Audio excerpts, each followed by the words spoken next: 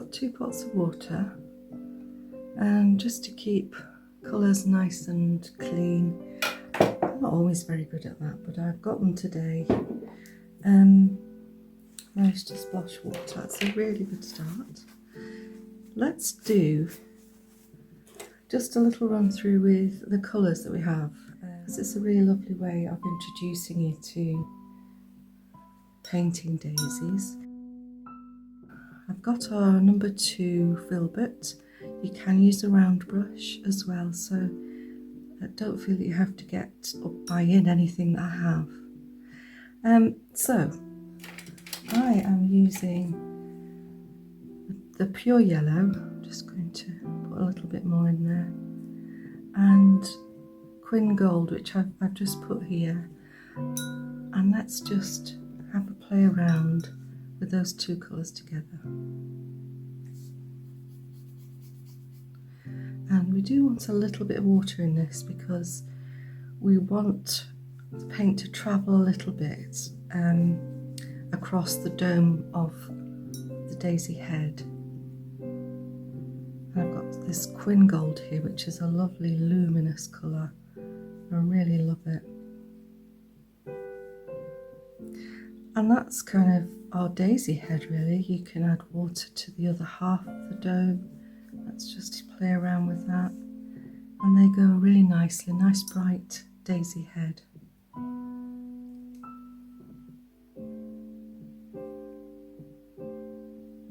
And then here we can add a little bit of our brusho powder. This is the moss green, and I've just put it down here. And the way we're using it today, if you have some of this glorious pigment, is just to water it down a little bit because we want it to travel. There are merits to using it in its powder form, and I'll be showing you more about that in future classes, I'm sure. So I'm just scooping up some of that and just dropping it in, and just see how that moves. Isn't that gorgeous? And what we're aiming for with the daisy head is we want a little bit of movement, so we want a little bit of water in there. So it's kind of shiny, and there's still a little pool of water up here. And that's it, that's our daisy head. That's one kind of way to do it. Let's just show you now, if you don't have the brusho.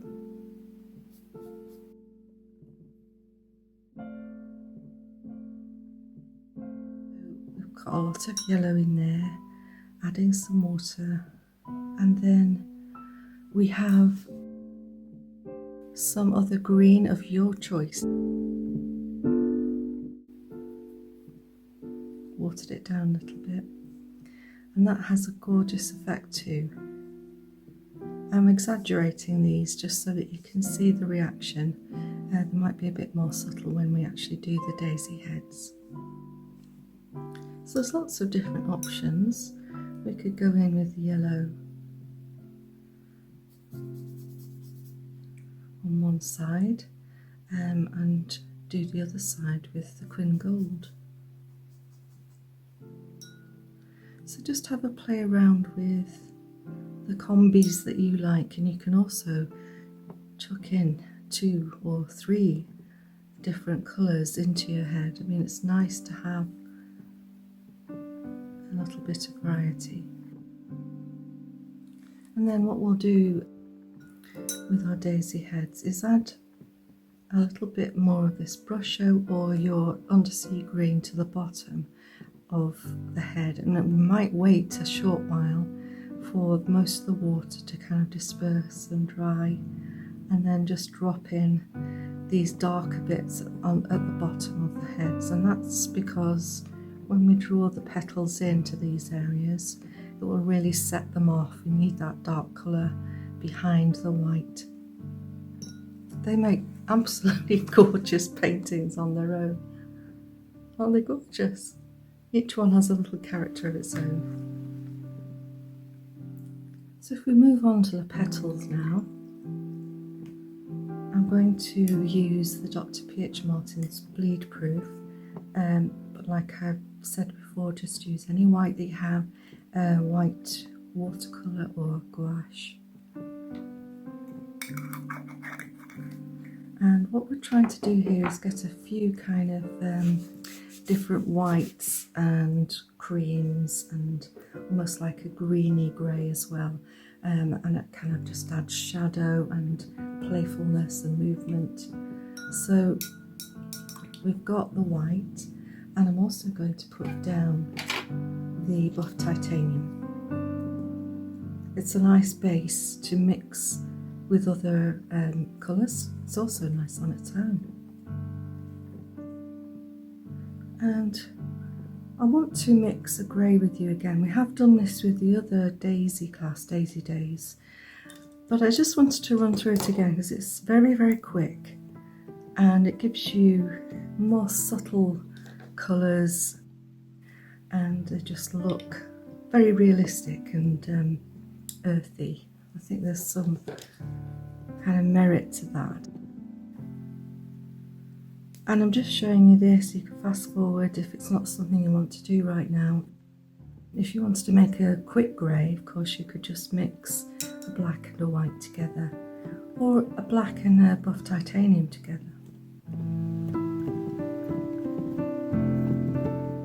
Let's get a little bit of that blue. Now this is, I'm using here French ultramarine. I'm not going to do a lot of this, just wanted to quickly run through it. A little bit of Perylene red. I've gone in quite heavy with the red there, and this is all part of the process really, because it depends what kind of grey you're looking for. So this will actually mix more of a brown, because I can see there's a lot of red and a lot of yellow, and that's quite nice in itself. So, you know, if you wanted a brown, you could lean heavily on the red. So let's put in a little bit more blue.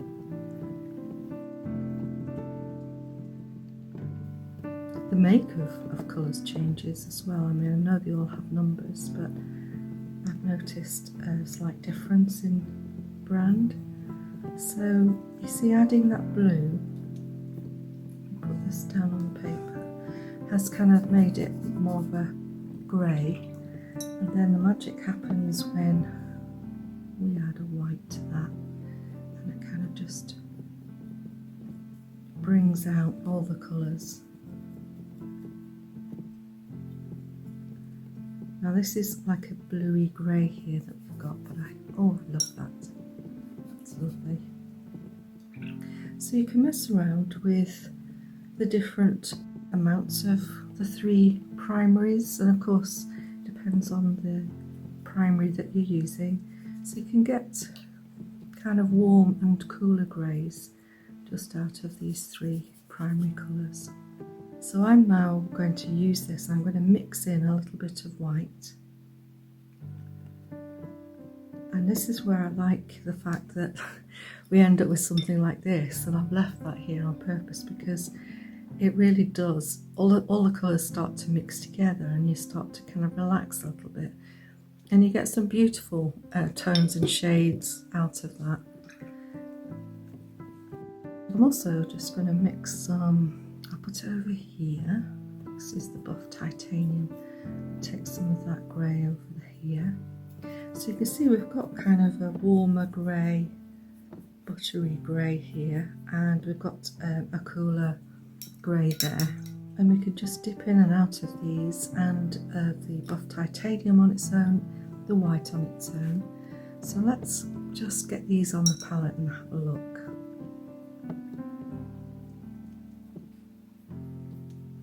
So first we've got buff titanium, creamy colour, gorgeous. And the white's not going to show up too much, but I'm just going to put it over this grey here. And we've got that as well. And that's a lovely technique, by the way, is waiting for the darker greys to settle and dry, and then put your white over the top. And that's what we're going to be doing to create a nice shadow. Oh my gosh, look at that.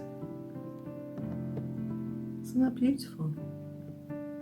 And that's about viscosity, so the white I put down was thicker than the grey that I'd mixed. And so rather than rushing in to this white here, it's actually just made these little bronchioles or trees, and I love that, I really do.